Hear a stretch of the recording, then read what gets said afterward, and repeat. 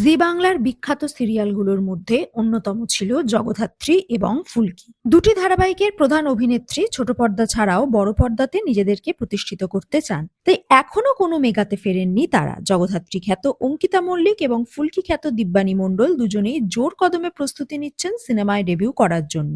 এরই মাঝে এলো দুঃসংবাদ, জগদ্ধাত্রীর সাফল্যের পর অঙ্কিতাকে বড় পর্দায় দেখার জন্য মুখিয়ে আছেন তার অনুরাগীরা। মহুয়া রায়চৌধুরীর বায়োপিকে লিড করছেন তিনি। এরপরই বাইক অ্যাম্বুলেন্স দাদা করিমুল হকের জীবনী চিত্র দেবের বিপরীতে দেখা যাবে তাকে। ইন্ডাস্ট্রির গুঞ্জন, মহুয়া রায়চৌধুরীর বায়োপিক থেকে বাদ পড়েছেন অঙ্কিতা।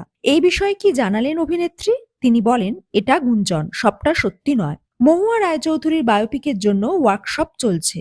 তার কথায় যা হচ্ছে ভালো হচ্ছে, তবে দেবের সঙ্গে ছবি নিয়ে কোনো মন্তব্য করেননি।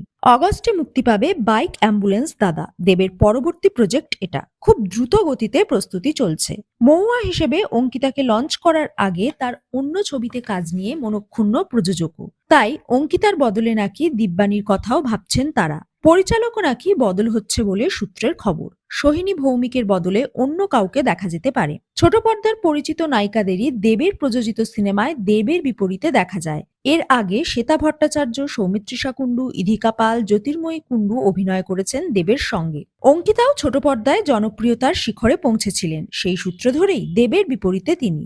অগস্ট এলে বোঝা যাবে নায়িকা বদলেছে নাকি পুরোটাই জল্পনা।